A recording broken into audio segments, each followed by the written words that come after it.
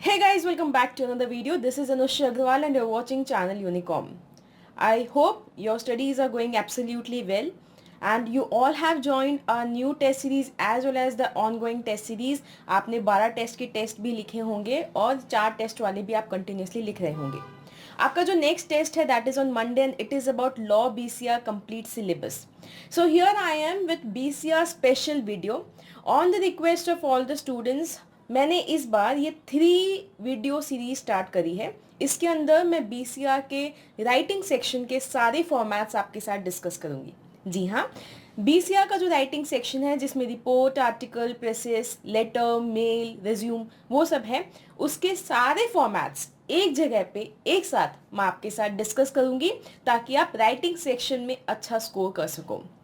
अगर ये पसंद आया है आपको ये आइडिया और ये सीरीज़ अगर आपको चाहिए, आपको अच्छी लगेगी, आपको समझ आ रही है कि आपको हेल्प करेगी, तो नीचे कमेंट सेक्शन में keep messaging and keep telling me. Now to start with I let you know first of all कि जो राइटिंग सेक्शन है वो कितना इम्पॉर्टेंट है. देखिए, जो बीसीआर में जो 4 क्वेश्चंस आपको अटेम्प्ट करने होते हैं जिसमें 7th क्वेश्चन तो बेसिकली आपका रीडिंग स्किल्स पे है, comprehension, note making and summary. उसके बाद जो 3 क्वेश्चंस होंगे जो आप चॉइस के साथ अटेम्प्ट करोगे उसमें हर में 5 मार्क्स का आपका राइटिंग सेक्शन का क्वेश्चन आएगा. इसका मतलब 15 कंपल्सरी मार्क्स के क्वेश्चन आपको राइटिंग सेक्शन से पूछे जाएंगे. तो this is a section that you can not avoid. अब इसमें बहुत ज़्यादा टाइम अगर आप देते हैं तब भी मैं बोलूँगी गलत है, और बहुत कम टाइम देते हैं तो भी मैं बोलूँगी गलत है. तो पहले समझेंगे अच्छे से. मैंने सोचा है कि 3-4 वीडियो की ये सीरीज़ बनेगी जो मैं इसी वीक में कंप्लीट करवा दूँ ताकि आप मंडे को बीसीआर का फुल टेस्ट ले पाओ. तो सबसे पहले मैं इसमें आज डिस्कस करने वाली हूँ precious writing, article writing and report writing.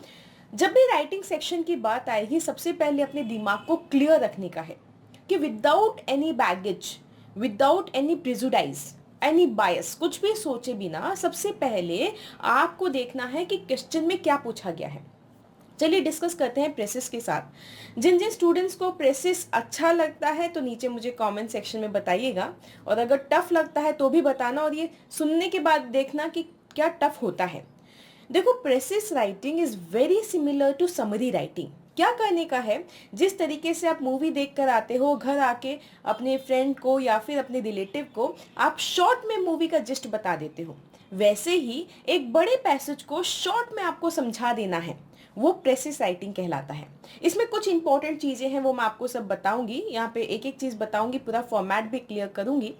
लेकिन पहले ये समझो कि समरी के जैसे है, ज़्यादा दिमाग में लोड नहीं लेने का. दूसरी इंपॉर्टेंट चीज़, जब भी बीसीआर के क्वेश्चंस करोगे तो एक तो राइटिंग में प्रैक्टिस करना, दूसरा सेंटेंसेस को कंप्लीट करना क्योंकि सेंटेंसेस आप आधे में नहीं छोड़ सकते. ग्रामेटिकल एरर्स, स्पेलिंग एरर्स और पंक्चुएशन एरर्स का ध्यान रखना. ठीक है. प्रेसिस में आपको करना क्या होता है, आपको एक पैसेज दिया होगा, उसे अच्छे से कंप्लीट रीड करना, समझना कि पैसेज क्या कहना चाह रहा है. रीड करते टाइम पे अंडरलाइन करते रहना जो भी इंपॉर्टेंट पॉइंट लगे. जिस तरीके से हम न्यूज़पेपर पढ़ते हैं या फिर कोई बुक पढ़ते हैं, हमें कोई भी लाइन इंपॉर्टेंट लगती है, वापस से देखने की होती है, उसे अंडरलाइन करते हैं, वैसे ही जब भी प्रेसिस राइटिंग के लिए पैसेज पढ़ोगे अंडरलाइन करते रहना. हर एक पैरा के बाद एनालाइज करना कि ये क्या कहना चाह रहे हैं, ताकि आप जब उसे शॉर्ट में करो तो आप आसानी से कर पाओ, आपको पूरे पैसेज का जिस्ट समझ में आए. तो देखो, प्रेसिस में क्या करने का है, टाइटल बहुत ज़रूरी है प्रेसिस में देना. समरी में टाइटल देने की ज़रूरत नहीं पड़ती क्योंकि ऑलरेडी नोट मेकिंग में हम टाइटल दे चुके होते हैं, इसलिए समरी में टाइटल का इतना इंपॉर्टेंस नहीं है. लेकिन प्रेसिस में टाइटल के मार्क्स होते हैं. Then second important point, precis में पूरे पैसेज का जिस्ट जाएगा. तो जो पैसेज का सेंट्रल थीम है उसको पहचानना, उसके अकॉर्डिंग ही टाइटल जाता है. मैं हमेशा स्टूडेंट्स को सजेस्ट करती हूँ कि प्रेसिस लिखने के बाद टाइटल देना, ताकि एक अच्छा टाइटल आपके दिमाग में आ पाए क्योंकि आपने पूरा जिस्ट लिख दिया है. सेकेंड इंपॉर्टेंट पॉइंट हो गया, टाइटल वाली बात होगी. सेकेंड इंपॉर्टेंट पॉइंट जो मैंने बोला था अंडरलाइन करते हुए जाना है, वो तो है ही. साथ ही में जब सेकेंड रीडिंग करोगे तो जो भी अनइम्पॉर्टेंट या रिडंडेंट या रेपिटेटिव लाइंस या वर्ड्स लग रहे हैं उन्हें काटते जाओ, ताकि समझ में आ गया कि ये तो इसी बात को दूसरी तरीके से बोला गया है, या फिर ये इम्पोर्टेंट नहीं है तो इसको काट दो, इसको मुझे प्रेसेस में मेंशन नहीं करने का, ठीक है। थर्ड इम्पॉर्टेंट चीज़, देखो ज़्यादा स्ट्रेस मत लेना। आपकी बुक में लिखा है कि इसको हाँ हमेशा इनडायरेक्ट स्पीच में लिखने का, थर्ड पर्सन में लिखने का, जैसे कि हम रिपोर्ट में लिखते हैं कि हम थर्ड पर्सन है, will always say this person, we don't use the word I, we, you, इस तरह के वर्ड्स यूज़ नहीं करते हैं हम। तो इसे थर्ड स्पीच में लिखने का, लेकिन इसको ज़्यादा टफ करके मत लो। बस ये ध्यान रखो आई, वी और यू इस तरह के वर्ड्स यूज़ नहीं करने हैं। बस हमेशा ही said this to this and this, if you do this this happens, लेकिन यू नहीं आना चाहिए। If any person is doing this stuff then this will happen, like that. समझ में आया? मैंने एग्जाम्पल दिया कि थर्ड पर्सन में कैसे लिखते हैं। You don't have to use the word I, we और you. Instead, you will say person, he, she, anybody, like that way you have to express your ideas. Then comes, again मैंने यहाँ पे ideas लिखा ना, तो your idea नहीं होना चाहिए, मेक अ करेक्शन। जो पैसेज में लिखा है एज इट इज़ आपको लिखने का है, अपना दिमाग यहाँ पे नहीं लगाना, बिल्कुल भी नहीं लगाना, दिमाग को शून्य करके लिखने का है प्रेसेस। जैसे सलमान खान की मूवी में दिमाग नहीं लेके जाते, वैसे प्रेसेस सोसाइटी में खुद के ओपिनियन नहीं लेके जाते। जो पैसेज में लिखा है वही आपको लिखने का है। Then you should make sure, अगर कोई इवेंट का कोई सीक्वेंस है तो वो मेंटेन करना। मैं तो हमेशा ये कहती हूँ कि चाहे कुछ भी लिखा गया हो आपके टेक्स्ट में, हमेशा ये ध्यान रखो पैरा बाय पैरा प्रेसेस बनाने का ईजी रहता है। आपके सामने पैसेज दिया है, हर एक पैसेज में कई पैराज होते हैं, हर एक पैरा का आइडेंटिफाई करो थीम क्या है, इसमें कौन से क्वेश्चन को आंसर किए, व्हाट, व्हाई, हाउ, व्हेन, क्या बोला गया है। देन हर पैरा पढ़ने के बाद आइडेंटिफाई करो इस पैरा में क्या कहा गया, और फिर नेक्स्ट पैरा पढ़ो, फिर आइडेंटिफाई करो क्या कहा गया। इस तरीके से पूरे पैसेज का आइडिया आपके दिमाग में आएगा। And then when you write precis, then also write para by para, ताकि सीक्वेंस सेम रहेगा, तो कोई गड़बड़ नहीं होगी। ऐसा नहीं कि लास्ट पैरा का आइडिया पहले लिखा फिर ऐसा, ऊपर नीचे नहीं करने का, इससे कुछ मिस भी नहीं होगा और एकदम ऑर्गेनाइज्ड तरीके से, स्ट्रक्चर्ड तरीके से प्रेसेस आएगा। देन सबसे इंपॉर्टेंट बात, सबसे very very important thing, it should not exceed 1/3 of the passage. Passage का 1/3 से ज़्यादा नहीं होना चाहिए, नहीं तो बहुत पंगा है ही। मतलब आपको बेसिकली प्रेसेस इसलिए लिखा गया है कि समरी लिखनी है, summary is usually 1/4, presses is usually 1/3, मतलब छोटा होना चाहिए। जो आपके पैसेज है उसे शॉर्ट में करना है। Use your own words. क्यों कह रही हूँ मैं ऐसा, ये वर्ड्स यूज़ करने के लिए, ताकि आप उसको शॉर्ट में लिख पाओ। जो जैसे 2-3 लाइंस है जिनको एक साथ मर्ज किया जा सकता है, उन्हें आप कनेक्टिंग वर्ड्स यूज़ करके, जैसे एंड, और, है ना, ऑल दो, येट, ये सब जो वर्ड्स यूज़ करके अगर कनेक्ट कर सको तो उन्हें कनेक्ट कर दो।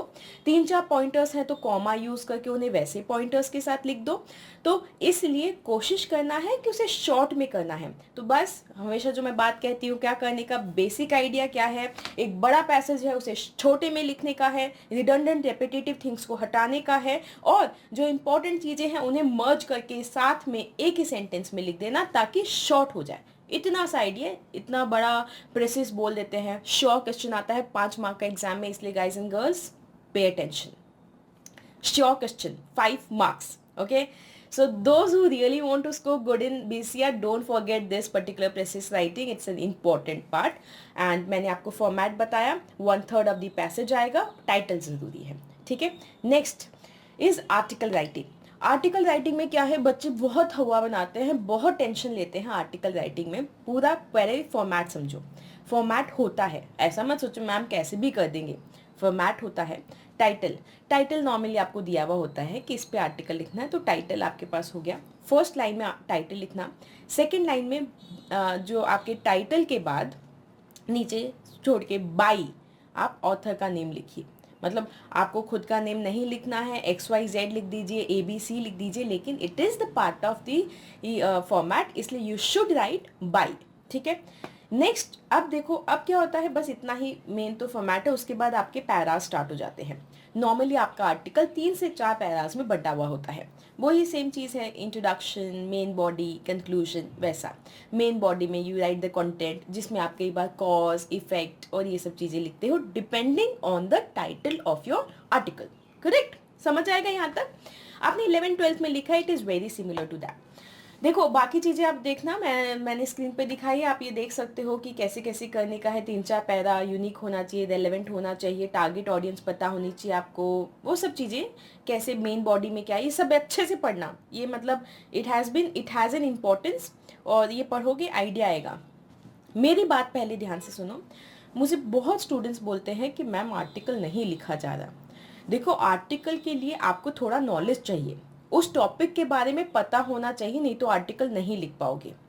सीधी सी बात है, this is like very important thing, कि ये कोई आपके पास पैसेज तो है नहीं कि उसको छोटा बड़ा या मॉड्यूलेट करना है। आपको कोई एक नया आइडिया लिखना है, उसके लिए पता होना चाहिए उसके बारे में।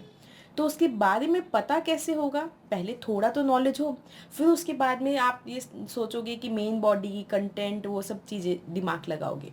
तो उसके लिए मैं सजेस्ट करूँगी जो रिसेंट, पीछे की एमटीपीज काम नहीं करेंगे इसमें, रिसेंट में 12th क्लास में जो टॉपिक्स आपको इम्पॉर्टेंट बताए गए थे आर्टिकल के लिए, सेकेंडली एमटीपी में जो पूछे गए हैं, इसका आरटीपी में जो पूछे गए, रिसेंट मैं वापस से वर्ड बोल रही हूँ रिसेंट, क्योंकि नॉर्मली बीसीआर की जो आर्टिकल राइटिंग, रिपोर्ट राइटिंग में रिसेंट के जो करंट टॉपिक्स हैं उनसे आगे, उनसे मिलते जुलते टॉपिक्स पूछे जाते हैं। करेक्ट? इसलिए उन टॉपिक्स की थोड़ी प्रैक्टिस करना। आर्टिकल और रिपोर्ट में मेन यही पंगा होता है, बाकी में तो मैं आपको कंटेंट भी बता दूंगी, जैसे लेटर राइटिंग, मेल राइटिंग, इनमें मैं आपको कंटेंट का भी आइडिया दे दूंगी कि क्या लिखना है। लेकिन आर्टिकल और रिपोर्ट में आपको सोचना पड़ेगा अकॉर्डिंग टू द टॉपिक कि क्या लिखना है। ठीक है? इफ़ यू वांट मैं आर्टिकल के कुछ स्पेसिफिक इंपॉर्टेंट टॉपिक्स आपके साथ डिस्कस करूं, तो आप नीचे कमेंट सेक्शन में मेंशन करना, तो मैं जो वॉग आर्टिकल के टॉपिक्स हैं, करंट टॉपिक्स हैं, उनका थोड़ा आइडिया आपको दे दूंगी। अभी आप क्या क्या ध्यान देंगे कि आपको जो आर्टिकल है उसमें टाइटल गया, बाई, फिर ऑथर का नेम, फिर उसके बाद 3 पैरास गए। फर्स्ट में इंट्रोडक्शन फार फेस्ट नहीं होना चाहिए कि मानो डीमोनेटाइजेशन पूछा, आप यहाँ पे पीएम मोदी का भी इंट्रोडक्शन देने लगे बिकॉज डीमोनेटाइजेशन मोदी जी लेके आए। नहीं, डायरेक्ट टॉपिक से चलना है। डीमोनेटाइजेशन होता क्या है, वहां से स्टार्ट करो, व्हाट इज डीमोनेटाइजेशन, या फिर अगर आपको पता है वाई, कि क्यों स्टार्ट किया गया, उसका एक बैकग्राउंड है, हिस्टोरिकल बैकग्राउंड आपको पता है उस टॉपिक का, तो वो मेंशन करो। कोई एग्जाम्पल, कोई कोट है तो वो मेंशन करो।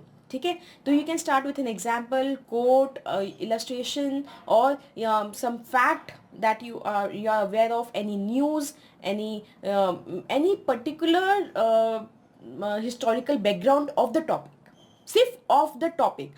आर्टिकल लिखने के टाइम पे मेरी ये एक्सपर्ट टिप है कि आर्टिकल लिखने के टाइम पे बार बार हर एक पैरा के बाद वापस से टॉपिक पढ़ना, क्योंकि समटाइम्स आप आइडियाज़ के बहाव में बह जाते हो और भूल जाते हो कि टॉपिक क्या था, and you get distracted and you right everything, इधर उधर का सब लिख देते हो। इसलिए ऐसा नहीं करने का, पेज भरने का नंबर नहीं होता है, रिलेवेंट, डायरेक्ट, स्पेसिफिक लिखना है। So now you know, as you are BCR students, you know what is DSR, direct, specific and relevant. Okay. Main body में देखो, हमेशा ये मैं क्यों बोल रही हूँ, इसको मेमोराइज कर लो, क्योंकि क्या होता है, आपके पास टॉपिक दिया गया तो आपको पता होना चाहिए कि आपको इन लाइंस पे सोचने का है। मैंने इंट्रोडक्शन का बताया, मेन बॉडी में क्या होगा कि है ना, नेचर क्या है, types, forms, major causes, effects, ये सब मेन बॉडी में ये आपको दिमाग लगाने का है कि डिमोनेटाइजेशन का क्या लिखना है मेरे को, कॉजेज लिखने हैं, इसका इम्पैक्ट क्या हो गया वो लिखना है, कैसे क्या गया प्रोसेस है वो मैं लिख सकता हूँ। तो वो आपको पता होना चाहिए कि किन पॉइंट्स पे आपको सोचना है। करेक्ट? फिर then main body, depending on the type of topics that you choose, type points you are writing, आप उसको डिवाइड कर सकते हो ऑन पैराग्राफ्स, 2 या 3 पैराग्राफ्स में डिवाइड कर सकते हो। उसके बाद आता है कंक्लूजन में यहाँ पे you are free to use your opinion, आप अपना ओपिनियन दे सकते हो, कंक्लूजन दे सकते हो, फाइंडिंग्स दे सकते हो, कोई कोर्स ऑफ एक्शन दे सकते हो फ्यूचर का, but always end with a positive note because you are positive. So this is article writing. बस ये ध्यान रखना आर्टिकल राइटिंग में कि इसमें आपको थोड़ा सा टॉपिक्स के बारे में जानना ज़रूरी है, तभी आप आर्टिकल लिख पाओगे, क्योंकि नॉलेज तो होना चाहिए, आपका बेस होना चाहिए, अदरवाइज आर्टिकल के लिए आप पॉइंट्स कहाँ से लेके आओगे, ठीक है। और डेड टॉपिक्स पे प्रिपरेशन की बजाय करंट जो टॉपिक्स है उनको थोड़ा रीड करो और उस पर ध्यान दो। Next comes report writing. What is basically report writing? मतलब कुछ हो गया है ना, उसका रिपोर्ट आप किसी को दे रहे हो। जैसे आप न्यूज़पेपर की रिपोर्ट देखते हो, मैगजीन्स में रिपोर्ट छपती है, न्यूज़पेपर में छपती है, आपके सामने वाली आंटी हैं, वो मोहल्ले में हुई हुई चीज़ों की रिपोर्ट आपको देने आती है, तो देखो कैसे रिपोर्ट देती है वो, है ना। वो आके आपको बताएंगी कि आजकल तो पता नहीं देश में क्या क्या हो रहा है, या फिर ऐसा कुछ एक है ना रूपरेखा, रूपरेखा वहाँ पे पूरा एनवायरनमेंट क्रिएट करेंगी। पहले direct she won't jump on the report, sometimes she will create a रूपरेखा and then she will jump on the report and she will give the report point by point, है ना। ऐसा ऐसा नहीं कि वो उसके साथ भाग गई, पहले बोला वो लड़का ऐसा सा था फिर बोला, वो पूरा ऐसे बताती है, एक लड़का था उसके साथ वो थी, फिर ऐसा ऐसा हुआ, फिर ऐसा ऐसा हुआ, फिर वो भाग गए, ऐसा करके। तो there is a sequence, okay. Okay, no offense to anybody, I'm just giving an example so that you can grasp the idea of the concept, है ना।